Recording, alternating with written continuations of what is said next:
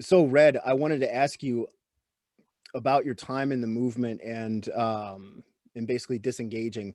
What do you think were some of the very first seeds that were planted or instances that you can remember specifically that might have led to you reconsidering your choice of being in the movement? You know, there are many seeds that were planted over time, but one of the more prominent ones that uh, sticks out, and it's one that I haven't really spoken out too much about. Why? Sometimes I just simply forget that part happened. Um, but it was in 2004 at the Lincoln, Nebraska, the state capitol steps. Was my very first major rally, and I had been invited to speak, which was at that time was a huge honor. I mean, here's a essentially a low level foot soldier, if you will, getting asked to speak at a major rally. I was like, holy shit, I mean, that really put me on cloud nine at that moment. I was, but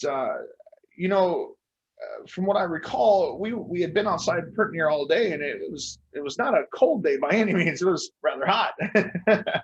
And I remember turning to go up the steps to do whatever, and I remember kind of just kneeling down because I was exhausted, and I was hot, I was tired, uh, adrenaline dump like crazy. I think you know how that is. You get so amped up, and all of a sudden it drains you. And the state trooper, who was a black man, helped me up and helped me to a shady place where I could sit back and recline a little bit, and get some cold water. And I'm thanking him for doing this. I'm that was one of the things I learned early on in the movement. Even if it is our opposition, always be respectful. Unless that line was crossed, of course, and that's a whole nother ball of wax. But anyway, so I'm thanking him, and he looks me right in the eyes and he goes, "Young man, you're better than this. You know that, right?" And I looked at him. I said, I'm just going to simply say thank you for helping me get some water. You got a job to do just like I do. Thank you. And I kind of left it at that because obviously I wasn't going to challenge the guy. I mean, here's an armed law enforcement officer, and he was a little bit bigger than I was, and didn't feel like getting thrown into slammers that day, But that was definitely a moment of uh, afterwards. It was like, shit, the hell did he mean by that? And it took a good number of years for it to finally click, but I definitely think that was something that played into uh, me opening up and seeing the wrong in what I was doing and what I was promoting. Do you think like and this is that's a pretty I mean that's a great example, and I think and a lot of people coming from all different sides looking at a situation like that, I want to paint a picture here because I was at the rally too.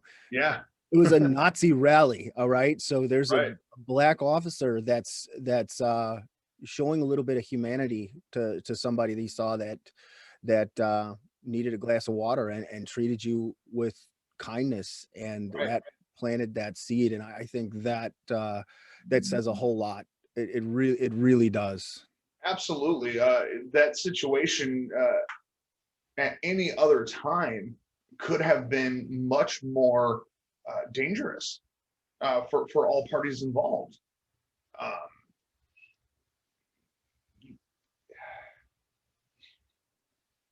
in my time in the movement, I had run-ins with law enforcement, and some of them were petty.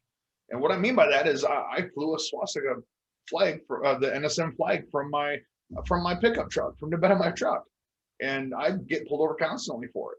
And they try to say, well, you're obstructing your view, and of course I'm throwing right back at their faces what the law stated and whatnot. Of course they didn't like that shit, and I'll never forget the one time that I actually mouthed off to the cop, and I met the tail end of his cop car. Uh, Rather hard. He was very unapologetic and unforgiving. It was a white cop nonetheless, and in my head at the time, I'm like, dude, what the fuck, But at the same, now looking back at it, it's like, oh shit, no wonder he did that to me. I was being a dick. I mean, I was I was really laying it on and egging him on. You know, that typical 10 foot tall and bulletproof mentality of, well, you ain't nothing without your badge and gun, you know. And he offered to take it all off and go round and round with me. And I'm like, once I met the trunk of the cop car, man, I knew I had to shut up, because it was like, yeah, I'm gonna get hurt. Because you know, at the time I was maybe a buck 87 soaking wet, you know, so I wasn't exactly the biggest guy in the world, but